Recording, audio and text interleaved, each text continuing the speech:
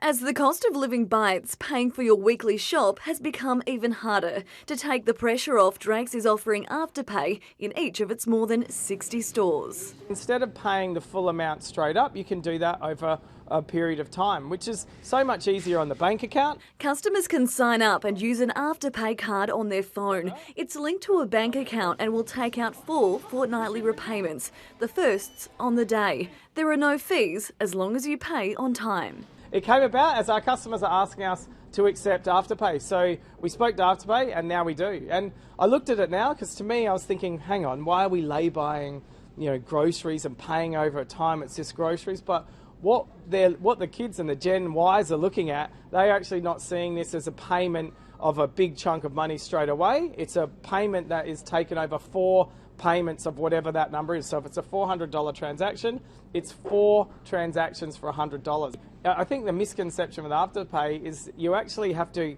connect a way of paying it as a direct debit, whether it's from an account or another card or a direct debit card. So those payments are taken in 4 equal lots, and that's how you pay the transaction. So you actually have no fees. I didn't realise this until I started looking into it. So there's no fees on the transaction as long as you pay on time.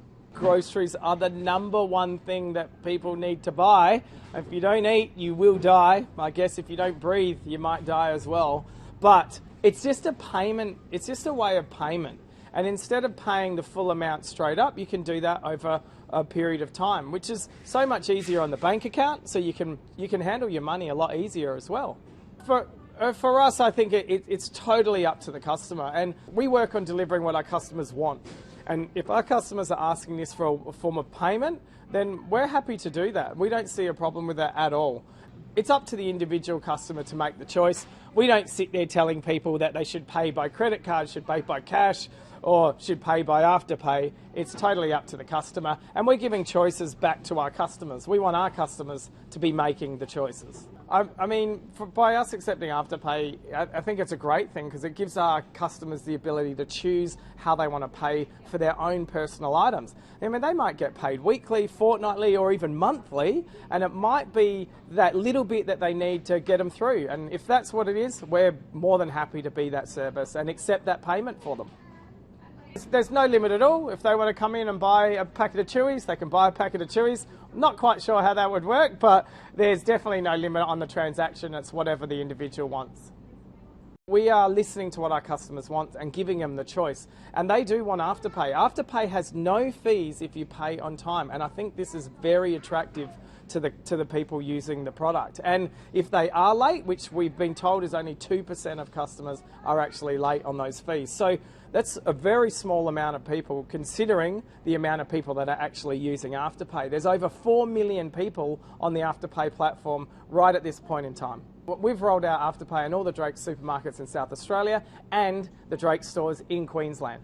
That is 66 supermarkets in South Australia and Queensland because we're listening to our customers. We'll go to whatever our customers want. We're in the business of pleasing customers and we want to surprise and delight them as much as we can. That is the biggest difference since leaving Foodland, is that we are totally responsible for everything we do, and this is one of those examples. Today, shoppers had mixed opinions. I use Afterpay, so I do love my Afterpay for spending if I don't have the money at the time. I personally wouldn't, but I can definitely see how for some people it would be, could be useful for budgeting people with families and all that. We're coming up with different ways for people to get into debt, but the fundamental problem isn't being addressed, I think.